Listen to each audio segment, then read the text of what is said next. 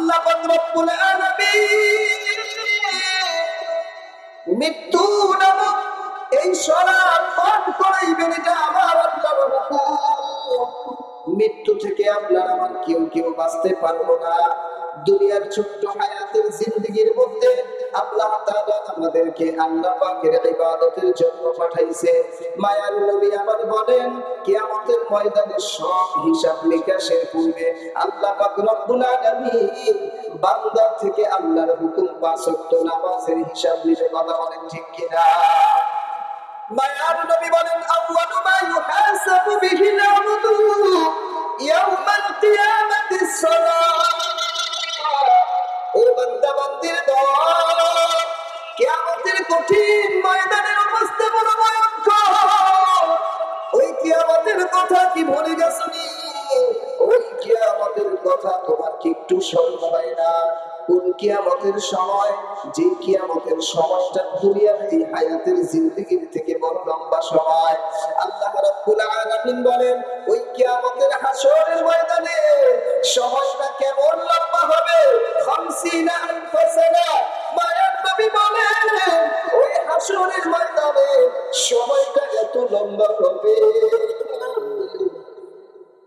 দুনিয়ার মানুষগুলো ওই হাসরের ময়দানের সময় নিয়ে যদি একটু চিন্তা ফিকির করতো, তাহলে দুনিয়া নিয়ে এত পাগল হইতো না। আল্লাহ তাআলা বলেন, ও বান্দা বান্দির দল, কিয়ামতের কঠিন ময়দানে আমি মালিক তোমাদের থেকে একটাই হিসাব নিব সর্বপ্রথম। আর ওই হিসাবটার নাম হলো আমার ইবাদত, ৫ ওয়াক্ত নামাজ।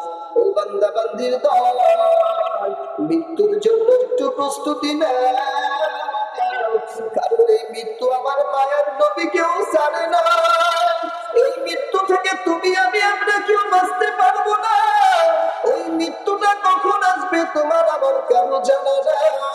এই জন্য আল্লাহ তাআলা বলেন, বান্দা বান্দির দল, মৃত্যুর জন্য প্রস্তুতি নিয়া এমন ভাবে প্রস্তুতি নিবা যেন তুমি সবসময় মৃত্যুর জন্য প্রস্তুত থাকতে পারো। কিভাবে, কেমন প্রস্তুতি নিবা? ও যুবক ভাই, আল্লাহ পাকের একজন বান্দা যুবক, আল্লাহ তাআলার এমন পাগল, মৃত্যুর জন্য সব সময় প্রস্তুতি নিয়া ঘর থেকে বের হইতেন, যখন তখনই মৃত্যুর প্রস্তুতি নিতেন। অর্থাৎ ওই বান্দাটা জানেন আমার একদিন মৃত্যু হবে, মালাকুল মউত আজরাইলের সাথে সাক্ষাৎ হবে। আল্লাহর বান্দা যখন ঘর থেকে বের হইতেন, ফজরের নামাজটা শেষ করিয়া ওই আল্লাহর বান্দা যুবক উযু অবস্থায় কাঁধের মধ্যে একটা গামছা নিয়ে তারপরে দুনিয়ার কাজের মধ্যে লেগে যাইতেন। আল্লাহর বান্দা এভাবে একদিন দুনিয়ার কাজের মধ্যে লিপ্ত। হঠাৎ করে পথিমধ্যে একজন ব্যক্তির সাথে তার সাক্ষাৎ হয়ে গেল। ওই আল্লাহর বান্দা সালাম দিয়ে বলতেছে, ভাই আপনি কি? বলে, আমি এমন একজন আগন্ত ব্যক্তি, দুনিয়ার কোন মানুষ না, দুনিয়ার কোন সাধারণ মানুষ না, আমি আমার মালিকের পাঠানো এমন একজন ফেরেশতা, যে আমার নাম হলো মালাকুল মউত আজরাইল। আমি আমার আল্লাহ তাআলার হুকুমে ও বান্দা তোমার সাথে আমি একটু সাক্ষাৎ করতে আসি। আল্লাহর বান্দা যুবক বলে, ও মালাকুল মউত আজরাইল ভাই, আমি জানি আপনি আমার সাথে দেখা করার জন্য আসবেন, এই জন্য আমি আমার মালিকের ওই ডাকে সাড়া দেওয়ার জন্য আমি সব সময় প্রস্তুতি নিয়ে থাকতাম। ও মালাকুল মউত আজরাইল ভাই, আমার ওযু আছে, আমার কাঁধের মধ্যে যে গামছাটা দেখতেছেন এটা হলো আমার জায়নামাজ। অর্থাৎ যেখানে যে কাজ করি না কেন, আমার মালিকের আযান যখন আমার কানের মধ্যে আসে, আমি তখন সাথে সাথে এই জায়নামাজটা বিছাইয়া আমার আল্লাহর কুদরতি পায়ে সিজদায় দাঁড়াইয়া যাই। আল্লাহর বান্দা যুবক এবার বলতেছে, ও মালাকুল মউত আজরাইল, আমি জানি আপনি একদিন আমার সামনে হাজির হবে, এজন্য আমিও এখন পরিপূর্ণ প্রস্তুত। আমার শরীরের মধ্যে ওযু আছে, অর্থাৎ ওযু মাখা শরীর। আমাকে একটু আমার মালিকের সামনে দাঁড়াইবার সুযোগ করিয়া দেন। আমি যখন নামাজের মধ্যে দাঁড়াইয়া আমি যখন সিজদার মধ্যে যাব, ওই সিজদার মধ্যে যাওয়ার অবস্থায়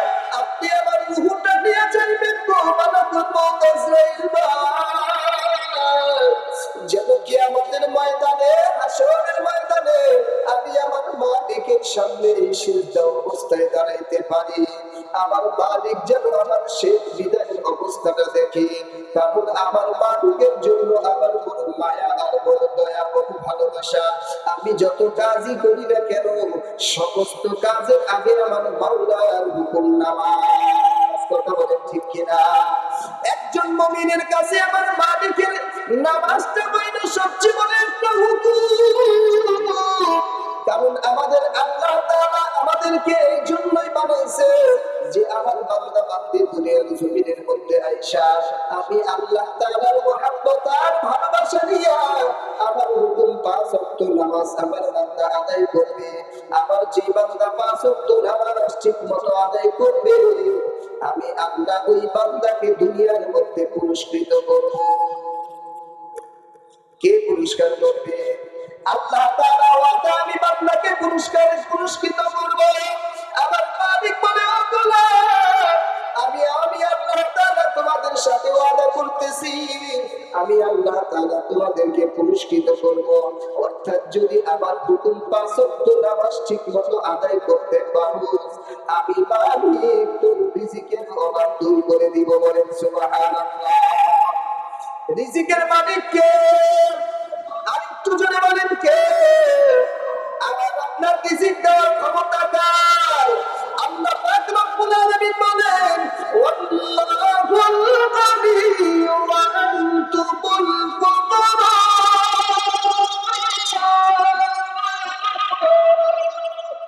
আল্লাহ তাআলা বলেন, দুনিয়ার সব মানুষগুলো ফকির, একমাত্র বাদশা কি?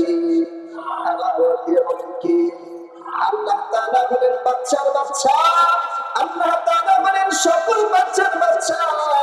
আমার আল্লাহ পাক রব্বুল আলামিন বলেন, ও বান্দা বান্দির দল, দুনিয়ার জমিনের মধ্যে আজকে রিজিকের জন্য তুমি এত পেরেশান, হালাল হারাম কোনো কিছু ভেদাভেদ করো না, আমার হুকুমটাও ঠিক মতো আদায় করো না। ও বান্দা বান্দির দল, আমি আল্লাহ ওয়াদা করতেছি তোমার রিজিকের অভাব দূর করে দিব। আল্লাহ তাআলার ওয়াদার মধ্যে কোনো ভুল আছে নাকি? মিথ্যা আছে নাকি? সন্দেহ আছে নাকি? আমার আল্লাহর ওয়াদার মধ্যে কোনো সন্দেহ নাই। দুনিয়ার নেতার কথার মধ্যে সন্দেহ আছে, ভুল আছে, মিথ্যা আছে, কথা বলে না। কিন্তু আল্লাহ তাআলা যে ওয়াদা, আল্লাহর ওয়াদার মধ্যে কোনো রকম মিথ্যা নাই। আমার আল্লাহ বলেন, যেই বান্দা আমার হুকুম পাঁচ ওয়াক্ত নামাজ ঠিকমতো আদায় করবি, আমি আল্লাহ তাআলা ওই বান্দাকে এক নাম্বার পুরস্কার দিব, দুনিয়ার জমিনের মধ্যে রিজিকের অভাব দূর করে দিব। তার মানে রিজিক শুধু ভাত খাওয়া, ঘুষ খাওয়া, মাছ খাওয়া না।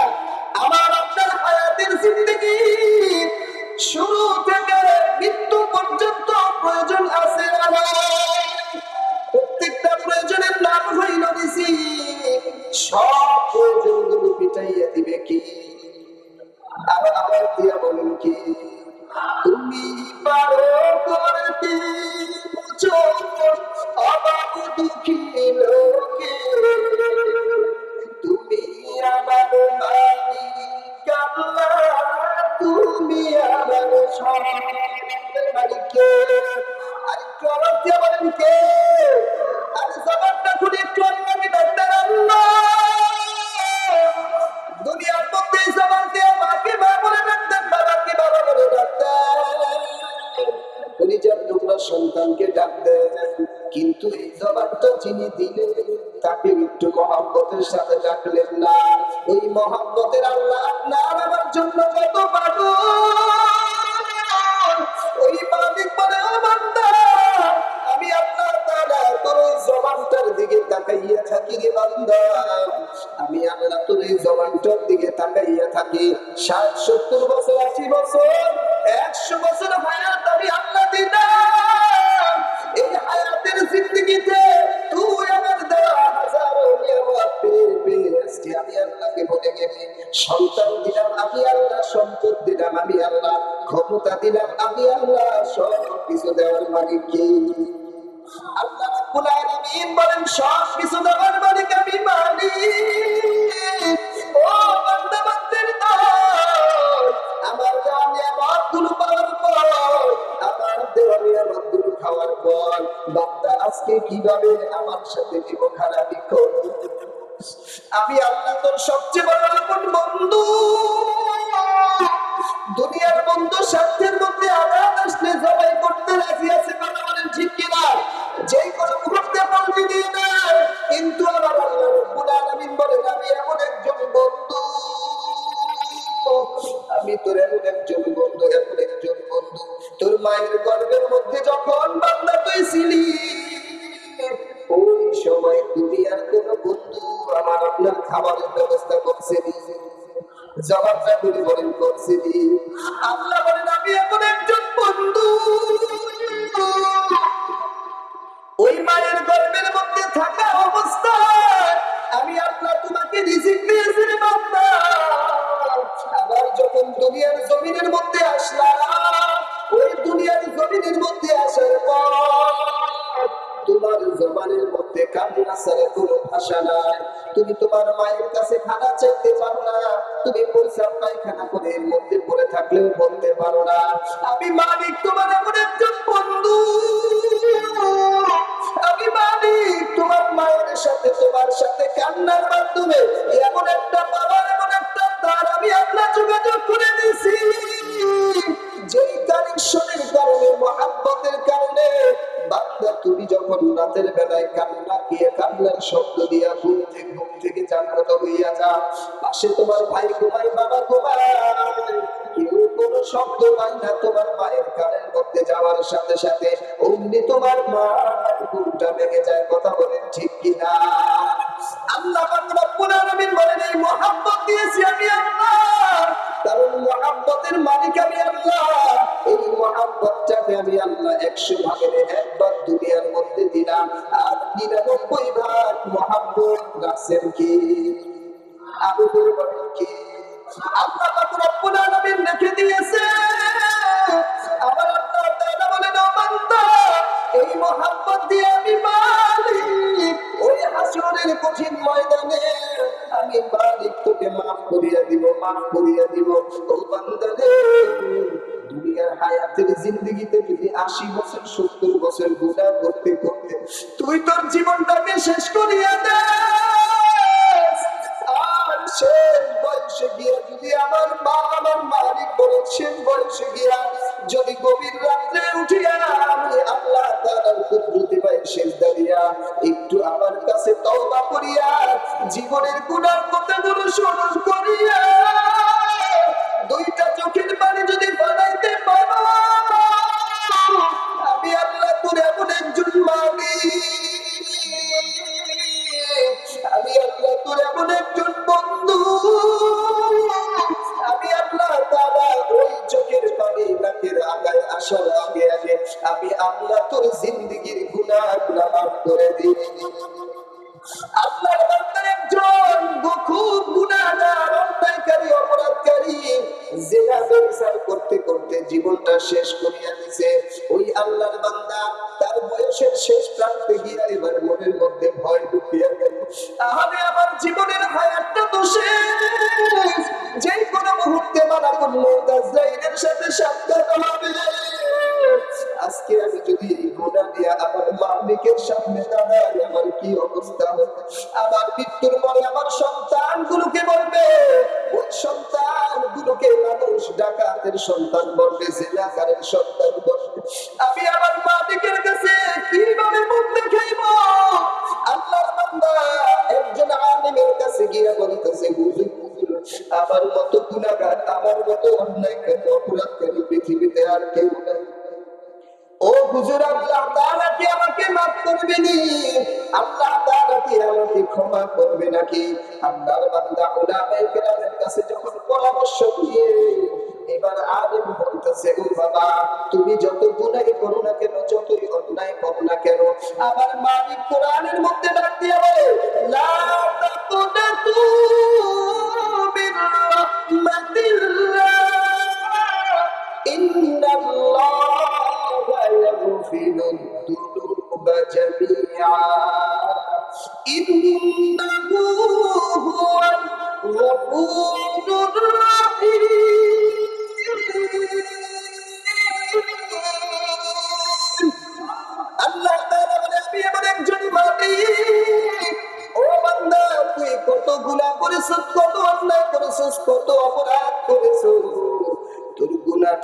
সমুদ্রের ফেনা পরিমাণ হয়, তোর গুনাহ যদি পাহাড় পরিমাণ হয়, আমি আল্লাহ তাআলার রহমতের চেয়ে বেশি না।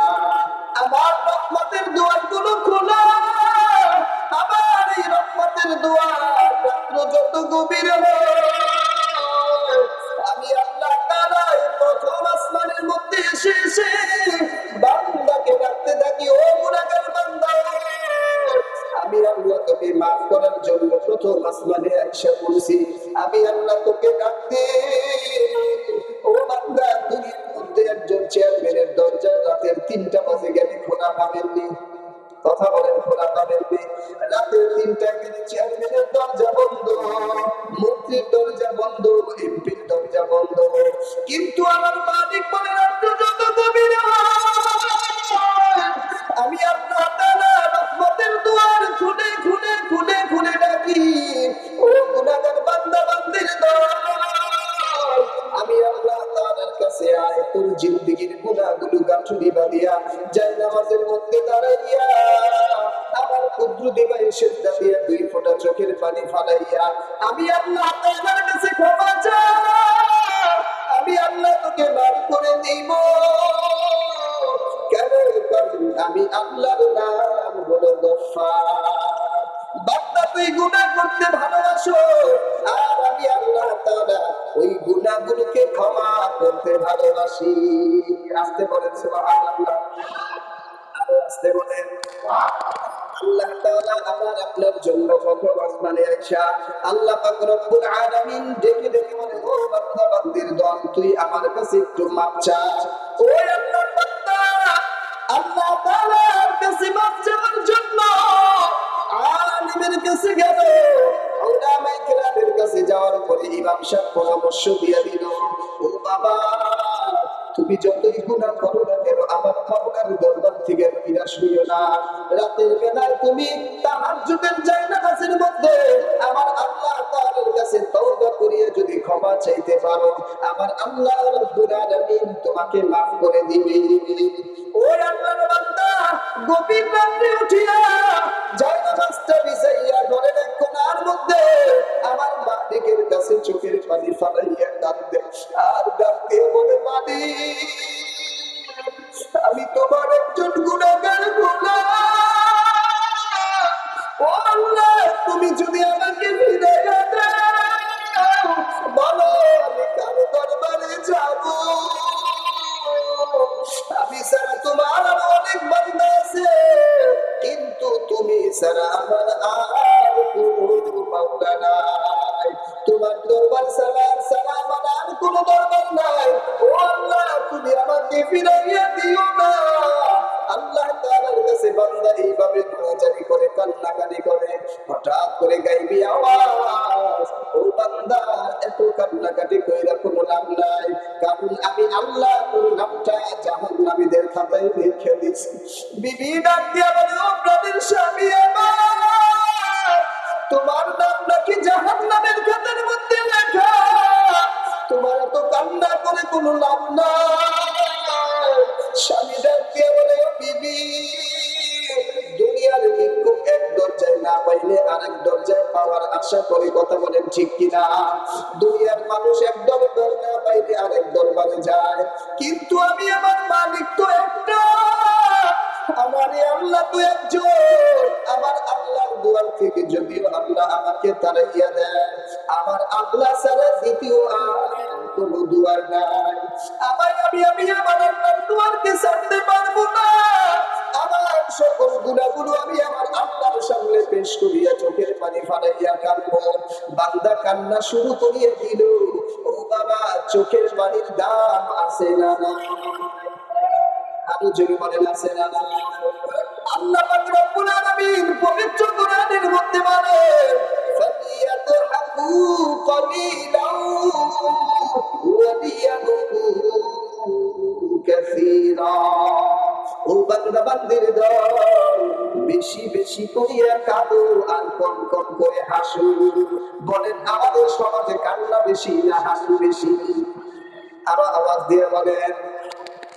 আল্লাহ বলছেন, বেশি বেশি করে কান্না কর। কেন বলে তোর চোখের পানি বড় দাম। এই চোখের পানির কত দাম, কত দাম।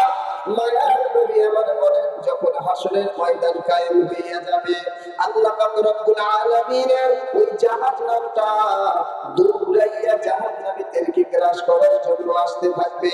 আল্লাহ পাক রব্বুল আলামিন বলবেন, ও রব্বকের ফেরেশতার দল, ৭০,০০০ শিকল দিয়া ওই জাহান্নামকে ধরে ধরে টেনে টেনে নিয়ে যা। ৭০,০০০ ফেরেশতারা ৭০,০০০ শিকল দিয়া জাহান্নামকে ধইরা রাখতে পারবে না। জাহান্নাম শুধু দৌড়ে আসতে থাকবে আর দেখে বলবে, ও মালিক, ওই নাফরমান বেঈমানগুলোকে আমার মধ্যে দাও। আজকে আমি ওই নাফরমান বেঈমানগুলোকে আমার মধ্যে চাই। ও আল্লাহ, তাড়াতাড়ি করে আমার মধ্যে ওই নাফরমান গুনাহগারগুলোকে দিয়ে দাও। জাহান্নাম এইভাবে অগ্রসর হইতে থাকবে। ফেরেশতারা বলবে, ও মালিক, জাহান্নামকে আটকে রাখা সম্ভব না। আমার আল্লাহ বলবেন, ও ফেরেশতার দল, অপেক্ষা কর, আমি আল্লাহ তাআলা জাহান্নামকে থামাইয়া দিতেছি। আল্লাহ পাক রব্বুল আলামিন একটা পেয়ালার মধ্যে পানি দিয়া ওই পানিগুলো যখন জাহান্নামের মধ্যে নিক্ষেপ করবে, সাথে সাথে জাহান্নাম দূরে চলে যাবে। আল্লাহ পাকের রহমতের ফেরেশতা থেকে বলবে, মালিক, এটা এমন কি পানি যে পানির পাওয়ার এত বেশি। ৭০,০০০ শিকল দিয়া জাহান্নামকে আটকে রাখতে পারলাম না। তুমি এক ফোঁটা পানির ছিটা দিয়া জাহান্নামকে দূরে সরাইয়া দিলা। ও আল্লাহ, এটা কি হাতে কাউসারের পানি, নাকি আবে হায়াতের পানি, নাকি জমের পানি রে মাওলা? আমার মাওলা ডাক দিয়া বলবে, ও ফেরেশতার দল, এইটা আমি হায়াতের পানিও না, এইটা জমজমের পানিও না, এইটা এমন একটা পানি আমার গুনাহগার বান্দারা সারা জীবন গুনাহ করে করে করে করে জীবনটা শেষ করে দিয়ে গভীর রাতে উঠে জাহান্নামের ভয়ে, আমার আযাবের ভয়ে, আমার আযাবের শাস্তির ভয়ে ওই বান্দা গভীর রাতে উঠে যায় নামাজ বিছাইয়া দিয়া, তারপরে আমার বান্দা ২ ফোঁটা চোখের পানি ফালাইয়া আমি আল্লাহর কাছে এই বান্দা তওবা করছে, ক্ষমা চাইছে। আমি তো মালিক, এমন দয়ার পানি,